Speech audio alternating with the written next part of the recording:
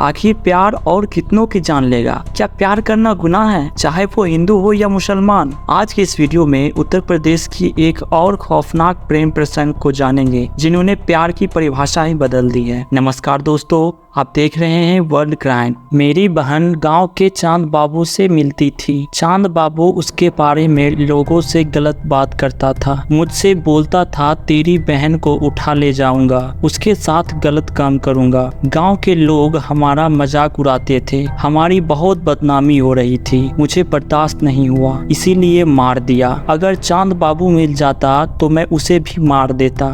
ये कबूलनामा है अपनी 17 साल की बहन के सिर को उसके धड़ से अलग करने वाले भाई का। अपने इस हैवानियत भरे हरकत पर उसे जरा भी शर्मिंदगी नहीं हो रही। उसे गुनाह कबूल करने में कोई हिचक नहीं हो रही। पुलिस के सामने उसने बड़े फक्र से अपना गुनाह कबूल किया। उत्तर प्रदेश के बाराबांकी में शुक्रवार को एक खौफनाक वारदात हुई। यहाँ एक भाई ने अपनी बहन का सिर धड़ से अलग कर दिया। फिर बहन का सिर हाथ में लेकर वह गांव में करीब 800 मीटर तक घूमता रहा। ग्रामीणों की सूचना पर मौके पर पहुंची पुलिस ने आरोपी भाई को गिरफ्तार कर लिया। मामले में एसीपी आशुतोष मिश्रा ने बताया था कि बहन की अफेयर से नाराज होकर आरोपी ने यह वारदात की है। सुबह 11:30 बजे भाई ने वारदात को अंजाम दिया था। पुलिस ने बहन का कटा हुआ सिर और शव बरामद कर लिया था। वारदात फतेहपुर थाना क्षेत्र के मिठवाड़ा गाँव की है।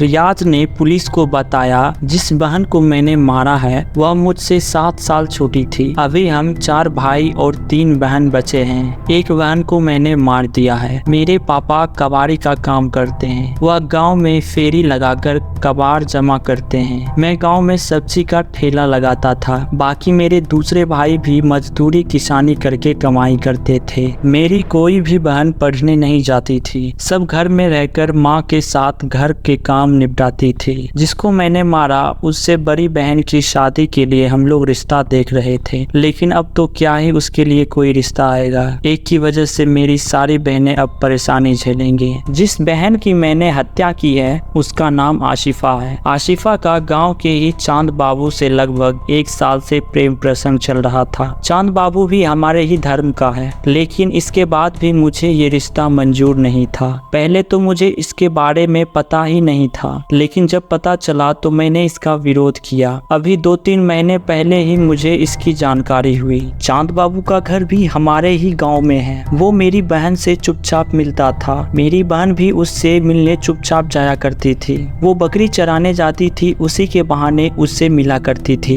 कपड़े धोने की जगह और स्नान घर भी हमारे घर से थोड़ी दूरी पर बना हुआ है। मेरी बहन जब वहाँ जाती थी तब वो चांद बाबू उससे मिलने आता था। ये सब बातें मुझे गांव के अपने एक दोस्त से पता चला तो मेरा खून खौल गया। मैंने घर जाकर जब आसिफा से बात की तो वो मेरे ऊपर चिल्लाने लगी। उसने मुझसे कहा, तुमको किसी ने झूठ बता दिया और तुम मुझसे पूछने भी आ गए। आगे से अगर ऐसी बात की तो अब्बू को बता दूंगी। अपनी बहन की बात सुनकर मैं चुपचाप वहाँ से चला आया, लेकिन मैं उसके ऊपर नजर रखने लगा। फिर एक दिन मैंने खुद आशिफा को चांद बाबू के साथ देख लिया। तब चांद बाबू तो मौके से भाग गया था, लेकिन मैंने अपनी बहन की पिटाई कर दी थी। उस दिन घर पर भी बहुत लड़ाई हुई थी। मैंने अपनी अम्मी से बोल दिया था कि आसिफा को घर से बाहर ना निकलने दे, उसको हमेशा अपने साथ में रखे। लेकिन बहन से ना मिल पाने के कारण चांद बाबू उसकी गांव में बदनामी करने लगा। उसने अपने दोस्तों से मेरी बहन के बारे में गंदी गंदी बातें बोली। वो सबसे बोलता था उसने मेरी बहन के साथ गलत काम किया है। वहीं चांद बाबू भी मेरे सब्जी के ठेले के पास आकर बहन को लेकर उल्टा सीधा बोलता था। मुझे देखकर बोलता था तेरी बहन को उठा ले जाऊंगा। ये सब सुनकर मुझे बहुत गुस्सा आता था। मन करता था चांद बाबू और उसके दोस्तों को जान से मार दूं। वहीं घर पर जब मैं ये सब बताता तो उल्टा आसिफा मुझे ही गलत समझती। वो चांद बाबू का पक्ष लेती, कहती थी जब हमारी जाति एक है तो शादी करने में क्या दिक्कत है। लेकिन मैं इस रिश्ते के लिए तैयार नहीं था। फिर एक दिन बहन को लेकर मेरी गाँव में एक युवक से मारपीट हो गई। मारपीट में उसको बहुत सारी चोटें आई थी, जिसके बाद उसने मेरे ऊपर केस करवाया और मुझे जेल हो गई। मेरे जेल जाने के कुछ ही दिन बाद आसिफा चांद बाबू के साथ भाग गई। मेरे अम्मी और अब्बू ने पुलिस में शिकायत की तो पुलिस ने दोनों को गांव के बाहर से पकड़ लिया। पुलिस ने चांद बाबू बाबू को जेल भेज दिया था, वहीं बहन को परिवार वालों के सौंप दिया। उसके बाद अभी जब मैं 15 दिन पहले जमानत पर बाहर आया तो घर जाकर मेरी आसिफा से बहुत लड़ाई हुई। वो हर चीज के लिए मुझे दोषी बता रही थी, बार बार उस चांद बाबू से शादी करने की बात करती थी। चांद बाबू की असलियत बताने के बाद भी वो मान नहीं रही थी। तभी मन में उसको मारने का ख्याल आया। शुक्रवार को सुबह जब आसिफा घर पर चांद बाबू के लिए लड़ रही थी तो मैं चुपचाप घर से निकल गया। इसके बाद नहाने वाली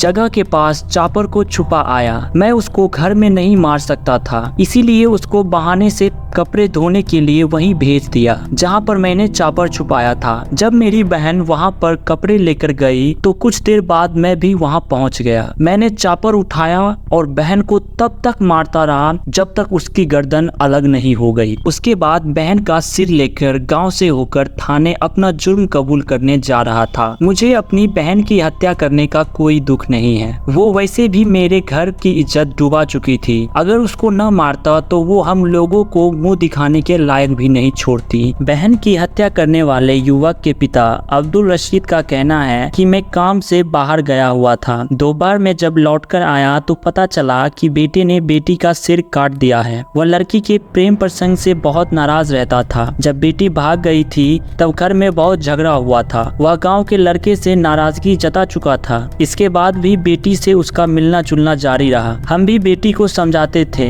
लेकिन वह मान नहीं रही थी। शुक्रवार को हम सब काम पर चले गए थे। फिर पता नहीं ऐसा क्या हुआ कि उसने बेटी को मौत के घाट उतार दिया। लड़की के प्रेमी को लेकर झगड़ा होता रहता था लेकिन मेरा बेटा बहन की हत्या कर देगा इस बात का अंदाजा नहीं था। पूरे घर को बर्बाद कर दिया। अब हम अपना परिवार चलाएं या कोर्ट कचहरी के चक्कर लगाएं। लड़की के प्रेमी चांद बाबू की मां साचिया बानो का कहना है कि हम लोग पिछले 6 महीने से बाहर रह रहे थे। 10-12 दिन पहले ही हम गाँव लौटे हैं। जब पहली बार लड़की मेरे बेटे के साथ गई थी तो बहुत झगड़ा हुआ था, मुकदमा कराया गया था, मेरा बेटा जेल चला गया था। इसके बाद उसको किसने छुड़वाया हमें पता भी नहीं। लड़की के जाने के मामले को पूरा गांव जानता है। इसी बात से रियाज गुस्सा रहता था। आज जब हम काम से लौट कर आए तब पता चला कि रियाज ने अपनी बहन को काट डाला है। मेरा बेटा अभी तक कहाँ है हमें यह भी नहीं पता। मामले में पुलिस अधीक्षक आशुतोष मिश्रा ने बताया